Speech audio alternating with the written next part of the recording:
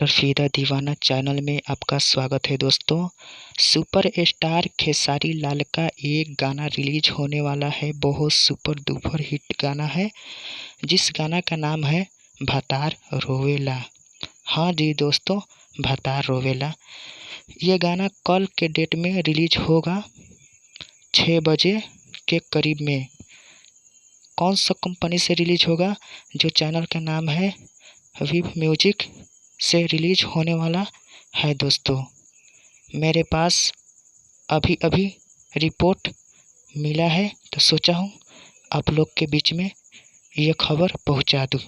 तो दोस्तों, ये खबर कैसा लगा मेरा चैनल सब्सक्राइब कमेंट करके बताएं ऐसे नए नए खबर पाने के लिए। तो दोस्तों, ये गाना कल के डेट में रिलीज हो जाएगा। देख लो कितना अच्छा गाना है। तो चलो दोस्तों, इतना ही आज के लिए।